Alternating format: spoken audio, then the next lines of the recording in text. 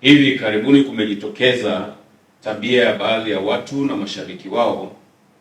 watuhumu watu wengine kuwa wamewashika mabegani watu fulani na matokeo yake sehemu zao za siri zimetoweka. Tabia hizo zinazoongozwa na imani za kishirikina zilianza kuibuka maeneo ya Tunduma, mkoa wa Songwe, Aprili 1, 2026 na kusababisha vifo vya watu 5 na wengine 2 kujeruhiwa na wamelazwa hospitali kwa matibabu. Tabia hiyo pia imejitokeza Aprili 3, 2026 huko Makongoros na mtaa wa Maendeleo jijini Mbeya, ambapo watu 2 walishambuliwa na kujeruhiwa na hivi sasa wanaendelea na matibabu hospitalini. Aidha, matukio kama hayo yametokea eneo la Kimara Mwisho na Mbezi Shule jijini Dar es Salaam Aprili 3, 2024 majira ya jioni, ambapo watu 2 wanaume nao walituhumiwa kuwa wamewagusa watu mabegani na matokeo yake sehemu zao za siri zikatoweka. Leo Aprili 4, 2026 katika jiji la Mbeya kumejitokeza tena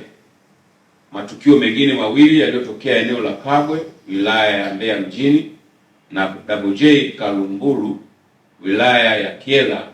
ambapo watu 2 wamejeruhiwa kwa kutuhuma hizo za uzushi, ambapo mmoja wa anayedai kufanyiwa hivyo alipofanyiwa uchunguzi na madaktari, sehemu zake zilikutwa zipo na hazina tatizo lolote. Tabia hizi zinazoongozwa na imani za kishirikina, mihemko ya kishabiki na malengo ambayo hayajabainika hazina ukweli wowote, kwani wanaodaiwa kuguswa bega na sehemu zao za siri kutoweka walipokaguliwa, sehemu zao za siri zilikutwa zikiwa maeneo yake kama kawaida,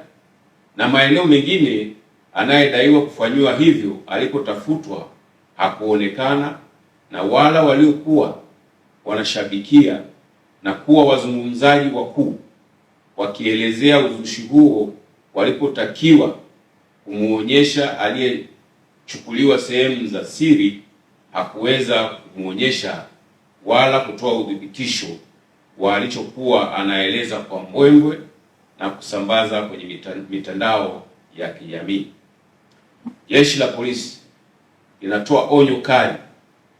kwa wote wale wanaoendekeza uzushi na tabia hizi zinazoongozwa na imani za kishirikina zilizopitwa na wakati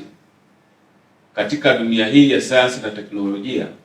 kuziacha mara moja, na yeyote atakayebainika kuziendekeza pamoja na mashabiki wao watakamatwa kwa hatua zingine za kisheria, kwa sababu tabia hizo za uzushi zinahatarisha maisha ya watu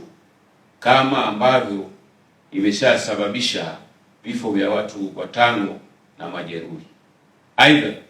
Jeshi la Polisi linaendelea kuchunguza walioandaa na kuzusha uvumi huu ni akina nani na malengo yao ni nini.